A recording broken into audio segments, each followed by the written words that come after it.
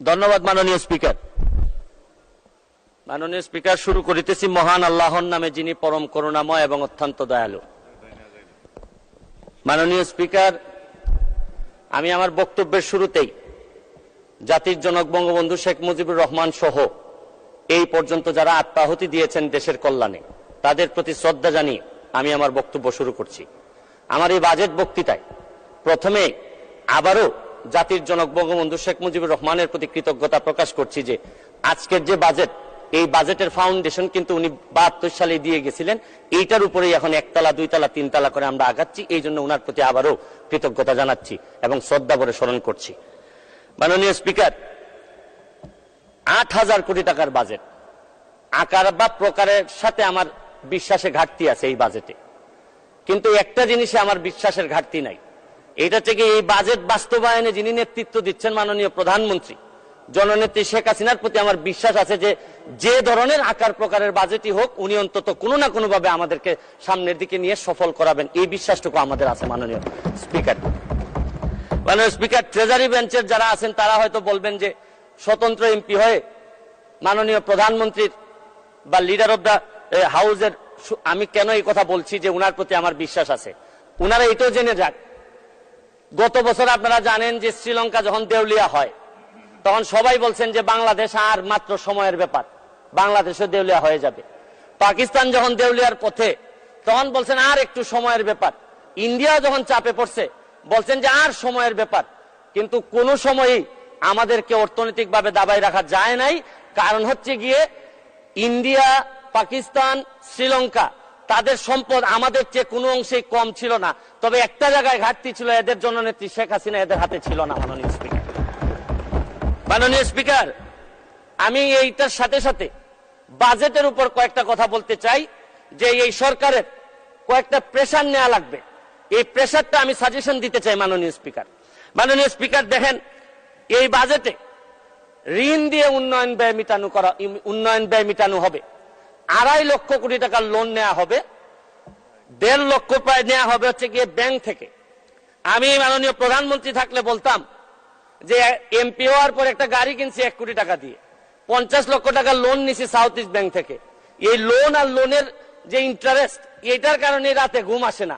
মাননীয় প্রধানমন্ত্রী যে কিভাবে ঘুমাবেন এটা একমাত্র উনি জানেন। প্রায় 2.5 লক্ষ কোটি টাকার ঋণ উনার মাথার উপরে থাকবে সব সময়। আমি আরেকটা জিনিস বলতে চাই মাননীয় স্পিকার, আমাদের বড় চাপ ফরেন রিজার্ভ কমে যাওয়াটা একটা বড় চ্যালেঞ্জ। কারণ হচ্ছে গিয়ে যে বাজেট আপনারা এই সরকার এখানে দিচ্ছেন, আরেকটা বাজেটও আমাদের এই সরকারকে বা এই মাননীয় প্রধানমন্ত্রীকে ব্যর্থ করার জন্য আরেকটা বাজেটও আছে। এই বাজেটের যাতে এই সরকার ব্যর্থ হয় এটার নেতৃত্ব দিচ্ছেন তিনি হচ্ছেন গিয়ে ডক্টর মোহাম্মদ ইউনূস। তিনি চাচ্ছেন এবং তার নেতৃত্বে যিনি সরকার গঠন করতেছেন তার নেতৃত্বে আছে হচ্ছে গিয়ে ডলার। এই ডলার হচ্ছে গিয়ে নেতৃত্বে চাচ্ছে যে আমাদের এই প্রধানমন্ত্রীর এই বাজেট যেন ফেল হোক। আমি আরেকটা জিনিস বলতে চাই, এক্সচেঞ্জ রেট ডেপ্রিসিয়েশন করছেন হচ্ছে গিয়ে রিসেন্টলি আরো 7 টাকা ডলারের সাথে। এক্সচেঞ্জ ডেপ্রিসিয়েশন করার কারণে ব্যালেন্স অফ পেমেন্ট যেটা, এইটা আমাদের মিটানো অনেক বেশি ডিফিকাল্ট হয়ে যাবে।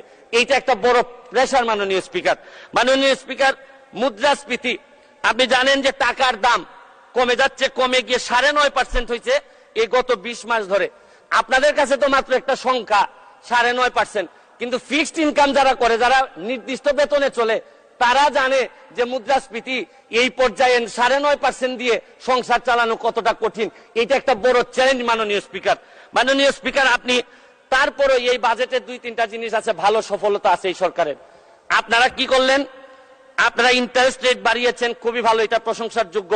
আপনারা মানি সাপ্লাই বাজার থেকে কমিয়েছেন, এইটাও একটা সংকুচনমূলক মুদ্রানীতি, রাজস্ব নীতি। এই রাজস্ব নীতি করতে গিয়ে, সংকুচন করতে গিয়ে সবই ঠিক আছে মাননীয় স্পিকার, কিন্তু আমরা নিজেরা এমপিদের উপরও সংকুচন শুরু হয়ে গেল। আমাদের গাড়ির উপরও 25% একটা প্রস্তাবিত বাজেটে চলে আসলো মাননীয় স্পিকার। আমরা যে জিনিসটা বলতে চাই, কম্পেয়ার করে এই কথা বলতে চাই না স্পিকার। মাননীয় স্পিকার, কাদের সাথে কম্পেয়ার করব আমরা?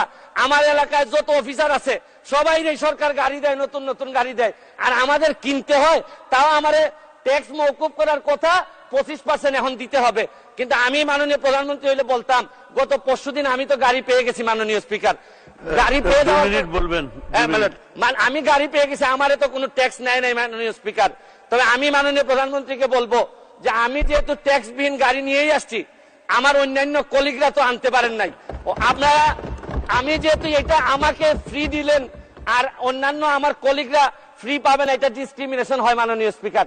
তারপরে আমি মহান সংসদে বলে দিচ্ছি, তারপরে যদি মনে করেন দেশের স্বার্থে 25% নিবেনই আমাদের উপর, যতই কষ্ট হোক, মানবতার মা উনি, উনার বিরুদ্ধে আমরা কোনো কথা বলতে পারবো না। হয়তো উনি দেশের স্বার্থেই বলেন, তারপরে বলবো যদি উনি নিশ্চিতি নিতেই চান, তাহলে আমার টাকাটা আমি কথা দিচ্ছি যে উনি যেদিন বাজেট পাস করবেন, এই 25% টাকা আমি নিজে নিয়ে এনবিআর এর কাছে দিয়ে আসবো মাননীয় স্পিকার। তাও আমি চাই না যে আমি যেটা পাইছি এটা আমার কলিগরা পাবে না, এটা হইতে পারে না মাননীয় স্পিকার।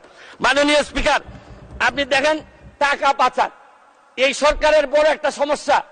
টাকা পাচার ঠেকানো যাচ্ছে না। আপনি দুর্নীতি করলে তো অর্থনীতিতে নিয়ে আসা যায়, টাকা পাচার হয়ে গেলে যে দেশে যায় এই দেশের অর্থনীতির বাজেট হয়ে যায়। আরে আমরা বঙ্গবন্ধুর খুনিরে আনতে পারি না, আর টাকা পাচার করে এই টাকা ফেরত আনবো কিভাবে? এইটা একটা বড় সমস্যা। টাকা পাচার করে আমাদের বাজেট সংকুচিত হয়ে যাচ্ছে মাননীয় স্পিকার। মাননীয় স্পিকার, আরেকটা জিনিস, এই সরকারে রাসেল ভাইপার সাপ চলে আসছে মাননীয় স্পিকার। এই সাপ আসার কারণে সরকারে যখন সাপ আসে প্রকৃতিতে বেজি থাকে, এই বেজি করে কি সাপরে নিয়ন্ত্রণ করে। কিন্তু এই সরকারে দেখা যাচ্ছে বিভিন্ন জায়গায় রাসেল ভাইপার আছে, কিন্তু বেজি ওই পরিমাণ নাই যে এই সাপরে ধরবে মাননীয় স্পিকার। আপনি দেখেন এই আমাদের প্রতিষ্ঠানগুলা কত দুর্বল হয়ে গেছে। আমাদের প্রতিষ্ঠান, একজন ভদ্রলোককে দুদক ধরতে পারে নাই, একজন ভদ্রলোককে এনবিআর ধরতে পারে নাই, বাংলাদেশ ফাইন্যান্সিয়াল ইন্টেলিজেন্স ইউনিট ধরতে পারে নাই। আর এনবিআর এর মতিউর রহমানকে ধরলে একটা ছাগল, ছাগল ছাড়াই এই লোকটা তো আপনি আনতেই পারতেন না। ছাগল কাণ্ড হওয়ার কারণে আর ফেসবুক বাইরে 1 মিনিট বক্তব্য আপনার বরাবর অ্যাপ্লিকেশন আছে। আমি 247 ইনভোক করতেছি। এখানে 247 হচ্ছে কি আমার বিরুদ্ধে এখানে একজন মাননীয় সংসদ সদস্য আমার বিরুদ্ধে অভিযোগ দিয়েছেন। আমার আত্মপক্ষ সমর্থনের সুযোগ দেওয়ার জন্য, আমি সময় দেওয়ার জন্য আপনার কাছে দাবি জানাচ্ছি। মাননীয় স্পিকার, এখন আসেন আপনারা বেনজির কাণ্ড, মাননীয় সাবেক আইজিপি উনি এত বড় হয়ে গেলেন, মন্ত্রণালয় জানলো না, মাননীয় স্বরাষ্ট্রমন্ত্রী জানলেন না। এই বাচ্চাটা এত বড় হয়ে গেল, আর কিছুদিন সুযোগ পাইলে পুরা গোপালগঞ্জ কিনে ফেলতেন এই বেনজির সাহেব। তারপরে এইটার দায় এই মন্ত্রণালয় এড়াইতে পারে না মাননীয় স্পিকার। এখন আপনারা কালো টাকা সাদা করবেন, আমার কোনো অসুবিধা নাই। যদি মনে করেন টাকা রয়ে গেছে, কিছু টাকা জমানো বা বিভিন্ন অলস টাকা রয়ে গেছে, এটারে সাদা করবেন, কোনো অসুবিধা নাই। কিন্তু এই সাদা করার মধ্য দিয়া বেনজির আর মতিউরের টাকাও যদি সাদা হয়ে যায়, আর এদের ভবিষ্যৎ প্রজন্ম উত্তরাধিকার, আদর্শের উত্তরাধিকার যারা, তাদের টাকাও যদি সাদা হয়, তাহলে এই সময় শেষ, 1 মিনিটে শেষ করুন স্পিকার। মাননীয় স্পিকার, এরপরে আমি বলতে চাই, মাননীয়, আমি সিলেটের মানুষ, আমার সিলেটে আমি যখন বক্তব্য রাখতেছি লক্ষ লক্ষ মানুষ পানিবন্দী। আমি আপনার মাধ্যমে মাননীয় প্রধানমন্ত্রীর কাছে দাবি রাখতে চাই, একটা হাইড্রোলজিক্যাল একটা রিসার্চ করেন। আমাদের এই পানি আগে কখনো বন্যা হইতো না, এইরকম 22-এর বন্যা, 24-এ বন্যা, আমরা একেবারে ডেবে গেছি পানির নিচে। মাননীয় স্পিকার, এইটা জানা দরকার যে আমাদের এই ভারত থেকে আসা পানি কোথায় কোথায় বাধা পড়ে, এইটা দেখতে হবে মাননীয় স্পিকার। অনেকে সন্দেহ করে মিঠামইনের রাস্তাও আমাদের এই দুর্ভোগের কারণ। যদি হয় এইটারও মডিফাই করতে হবে, কারণ একটা জেলারে আপনি সৌন্দর্য দিয়ে আরেকটা জেলা ডুবাই দিতে পারেন না মাননীয় স্পিকার। আমি হাইড্রোলজিক্যাল স্টাডি এবং এই স্টাডির ফলাফল আমাদের সামনে নিয়ে আসার জন্য দাবি জানাচ্ছি মাননীয় স্পিকার। মাননীয় স্পিকার, একজন সংসদ সদস্য আমার ব্যাপারে অভিযোগ তুলছেন যে আমি যে বরাদ্দ পাই এইটা ফেসবুকে দিয়ে দিছি। 25 কোটি টাকার কথা বলা হয়েছে। আমি বরাদ্দ, মাননীয় সদস্য, আজকে বক্তার তালিকা অনেক বড়, 1 মিনিটে শেষ করুন।